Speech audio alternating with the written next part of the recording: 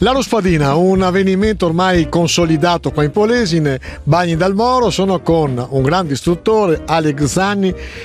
Perché vieni qua in questa giornata uggiosissima, freddissima, nebbiosissima? Perché è una gran pista? Assolutamente sì, come abbiamo sempre detto anche i piloti, è una gran pista dove la tecnica fa la sua parte, e qua è dove ricerchi proprio l'allenamento, la forma fisica, la tecnica, buche, canali,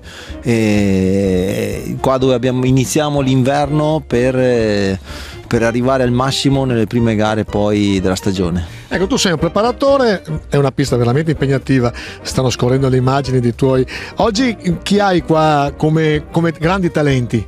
C'è Michele Cervellin, che siamo partiti dall'anno scorso a fare un bellissimo lavoro dove siamo arrivati a raggiungere la vittoria dell'Internazionale d'Italia, il campionato italiano senior, e arrivare nei primi 10 del mondiale è una cosa che ripaga molto, e questo grazie anche, si può dire, agli allenamenti della spiaggia di Rosolina, dove ci dà proprio il fondo fisico per arrivare al massimo durante la stagione. Guarda, chiamiamo al volo Ulderico. Ulderico, vieni qua.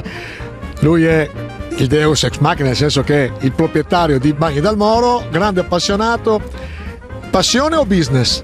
Ma è più passione che business, perché è proprio come business proprio ci mettiamo tanto del nostro, come tutto il motoclub di Rosolina Mare.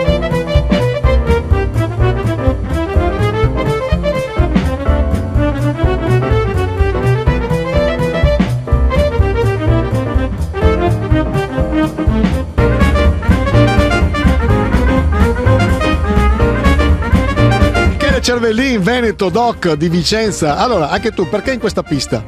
Perché prima di tutto mi diverto, e dopo è un buon allenamento e migliori molto in vista anche delle gare che faremo, e è un buon allenamento. Il tuo preparatore ha detto che sei un talento. Ti senti un talento, oppure un talento ha bisogno sempre di essere allenato? Ormai sono tutti talenti, sì. Vanno tutti forte, quindi chi si allena meglio, c'è sempre qualcosa che fa la differenza, e non basta il talento. E il tuo concorrente quest'anno chi sarà?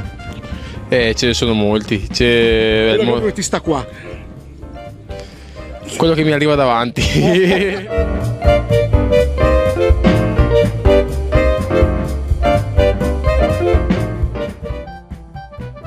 La giovanissima Giorgia, ma quanti anni hai? 11. Allora, sai che tutti dicono che sei un fenomeno?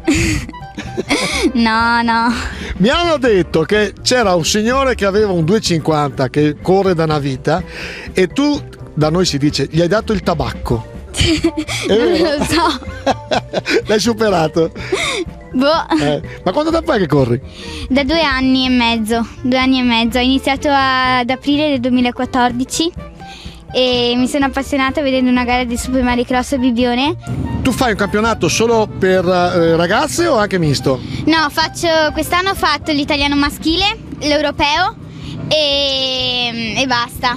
E invece con le 85 volevo fare l'italiano femminile, l'italiano maschile e la gara del Super Mario Cross. Allora guarda, mi devi dire nome e cognome, perché sono convinto che quando diventerai campione mondiale di questo sport, io potrò dire con orgoglio sono stato uno dei primi ad intervistarla. Giorgia Blasig. Brava Giorgia, non vogliamo guffare, però sei un talento, brava. Grazie.